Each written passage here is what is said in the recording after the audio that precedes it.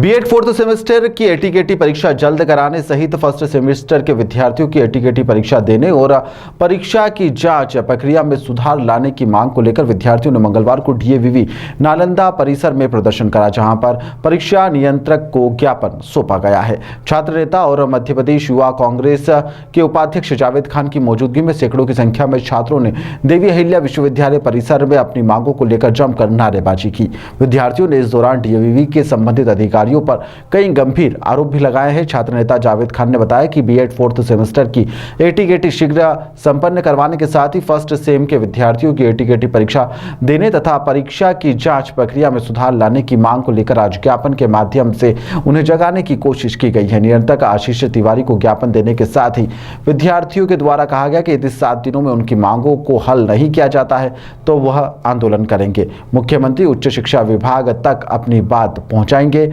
और जरूरत पड़ी तो कोर्ट में भी जा सकते हैं। अगली बार पढ़ के आना, क्वेश्चन मार्क लगा रहे हैं तो क्वेश्चन मार्क का अर्थ तो बता दो हमको, या क्रॉस करने का अर्थ बता दो, हम आपसे जानना चाह रहे हैं।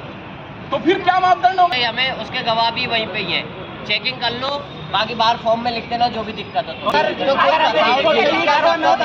रोज हमारे पास में वहाँ पे 400 स्टूडेंट्स आते हैं जी। अब परसेंट लाने वाली बच्ची जिसके पेपर में अब जब काफियां देखते हैं तो होता क्या है वो समझिए। काफियां देखते हैं तो उसमें क्रॉस लगा दिए, क्वेश्चन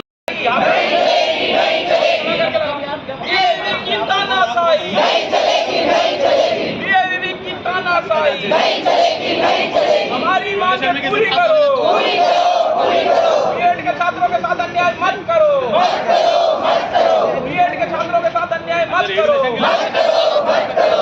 डीएवीवी की तानाशाही नहीं चलेगी, डीएवीवी की हमारी मांगें पूरी करो, बीएड के छात्रों के साथ अन्याय अत्याचार करना बंद करो, बीएड के छात्रों के साथ अन्याय अत्याचार करना बंद करो। अभी जो छात्र छात्रों ने जो बीएड के थे उनका जावेद खान जी के नेतृत्व में एक जो प्रदर्शन करा है उन्होंने, तो उसमें 3 बातें मुख्यतः उन्होंने रखी हैं। और पहला जो उन्होंने बोला था कि जो वैल्यूएशन हो रहा है प्रॉपर नहीं हो रहा है, तो हम ये बताना चाहेंगे कि हमारा जो वैल्यूएशन होता है वो हम योग्य शिक्षकों के द्वारा ही कराया जाता है। सभी कोड 28 में सिलेक्टेड रहते हैं और ऑलमोस्ट सभी लोग PhD होल्डर्स हैं। तो जो हमारे जो शिक्षक लोग हैं वो काफ़ी शिक्षित लोग हैं और प्रॉपर वैल्यूएशन हो रहा है। फिर भी उनकी जो डिमांड करी है अब उसके ऊपर बिल्कुल विचार करेंगे। दूसरा उनका डिमांड था कि आपका बीएड के 4th सेमेस्टर की स्पेशल एटीकेटी करवाई जाए, उसके लिए हम लोग शासन को पत्र लिखेंगे और जो भी बच्चों की सॉल्यूशन होगा उसको निकालेंगे। थर्ड उनका यह था कि फर्स्ट सेमेस्टर के बच्चे पूरी एग्जामिनेशन नहीं देंगे, तो वो उसमें एनसीटी का नियम है, कभी उस पर होगा तो हम एग्जाम कमेटी के सामने मुद्दे को रखेंगे और जो भी बेस्ट सॉल्यूशन होगा हम उनको विद्यार्थियों के लिए करेंगे। छात्राओं की डिमांड थी कि इनका जो 4th सेम का जो एटीकेटी है, अगर वो उसके लिए अगर आप सारे पेपर्स लेते हैं तो कॉलेज उनसे पूरे साल की फीस लेता है और उनका साल भी खराब होता है।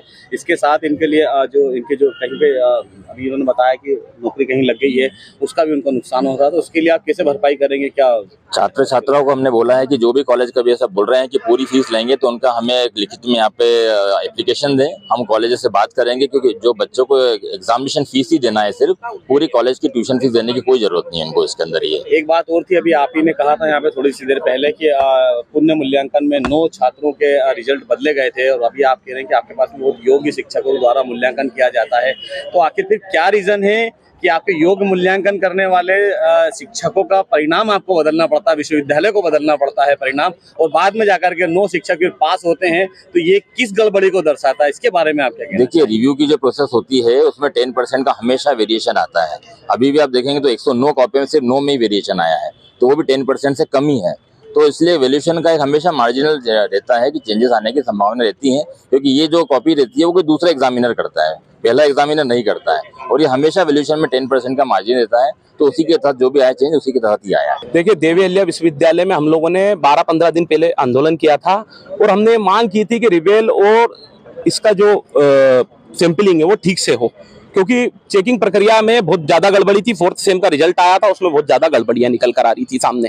आज बात जब हमने परीक्षा नियंत्रक जी से बात की तो सर्वप्रथम हमने उनसे यही पूछा कि आपने इसमें क्या पाया, तो उन्होंने एक्सेप्ट तो किया कि हाँ, कम से कम 10 बच्चों के रिजल्ट में अंतर आया है, लेकिन वो कहीं ना कहीं विश्वविद्यालय की तरफदारी करते हुए ये कह रहे थे कि चेकिंग प्रक्रिया में कोई गड़बड़ी नहीं है।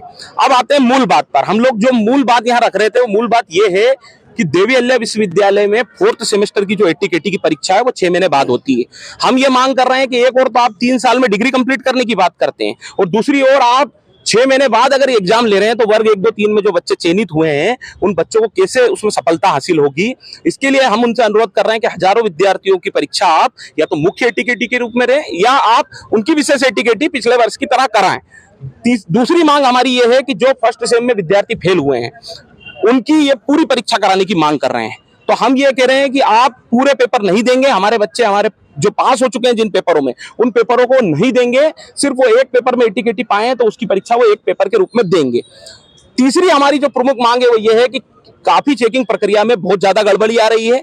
वेलुअर काफी को क्रॉस लगाकर काट देता है, उनके क्वेश्चन मार्क लगा देते हैं और कहीं ना कहीं विद्यार्थियों को टोंट मारने के लिए वेलुअर ये लिख देता है कि आप फिर से पढ़कर आओ। तो कहीं ना कहीं यदि वो कह रहे हैं कि पीएचडी करे हुए हमारे जो वेलुअर हैं और कोड 28 का पालन करने वाले सारे हमारे शिक्षक है जो इसके पश्चात जो है चयनित हैं और आज वो काफी चेक कर रहे हैं, तो वो ऐसे टोंट मारने का काम क्यों कर रहे हैं और ऐसे काफी चेक करने का काम क्यों कर रहे हैं? वो विद्यार्थी को स्पष्ट क्यों नहीं कर पा रहे हैं कि आपके इस क्वेश्चन में यहाँ गड़बड़ी थी और हमने इतने नंबर दिए। पहली बात तो वो काफी चेकिंग प्रक्रिया में बहुत कम मार्किंग कर रहे हैं। तो ये तीनों विषयों को लेकर आज हम लोगों ने देवी अहिल्या विश्वविद्यालय के समक्ष ये मांग करी है कि 7 दिन के अंदर आप ये हमारी मांग पूरी करिए, नहीं तो विश्वविद्यालय में हजारों की संख्या में बीएड के विद्यार्थी आएंगे और आंदोलन करेंगे। जावेद भाई ये बताइए, बीएड के ऐसे कितने विद्यार्थी इंदौर शहर में होंगे, इंदौर जिले में होंगे जिनको विश्वविद्यालय की गड़बड़ी के कारण आज ये परेशानियों का सामना करना पड़ा? देखिए, सबसे मूल विषय यह है कि देवी अहिल्या विश्वविद्यालय में जो मुख्य परीक्षा होती है उसमें बहुत ज्यादा गड़बड़ी पाई जाती है। आप देखिए पिछले साल के भी रिजल्ट को उठाकर संख्या बताऊंगा, पिछले साल भी 6000 विद्यार्थियों ने परीक्षा दी थी और लगभग 5000 विद्यार्थी फेल या एटीकेटी से प्रभावित हुए थे। इस साल भी 6000 के लगभग विद्यार्थियों ने परीक्षा दी, 5000 के समथिंग विद्यार्थी फेल या एटीकेटी से प्रभावित हुए। इसके अंदर का कारण हम लोगों ने गुप्त सूचना के माध्यम से जाना है, तो ये पता चला है कि ये जो बच्चे रिवेल करवाते हैं या जो बच्चे एटीकेटी की परीक्षा देते हैं उसमें ये पैसा कमाने के लिए इन विद्यार्थियों को इस प्रकार के षड्यंत्र में उलझाकर उनके साथ अन्याय करते हैं। जबकि दूसरी ओर विद्यार्थी जब काफी देखकर आता है तो आप देखिए कि 88% वाली विद्यार्थी जो या वर्ग 2 में चयनित विद्यार्थी, वर्ग 1 में चयनित विद्यार्थी, ऐसे विद्यार्थी जो ईमानदारी से पास हो रहे हैं हर पेपरों में और वो इन बीएड में फेल हो जाते हैं। दूसरा सवाल मेरा ये है आपसे, हम लोग उच्च शिक्षा विभाग और मुख्यमंत्री शिक्षा मंत्री जी को सचेत करेंगे कि आप नियमों में पहले भी बदलाव कर चुके हैं, तो ये जो हमारी प्रमुख मांगे, इन मांगों को ध्यान में रखते हुए और बच्चों की सरकारी जॉब को ध्यान में रखते हुए आप इनकी मांगों को पूरा करिए। और यदि उन्होंने मांग पूरी नहीं की तो एक रास्ता तो हमारा आंदोलन का है और दूसरा रास्ता हमारा कोर्ट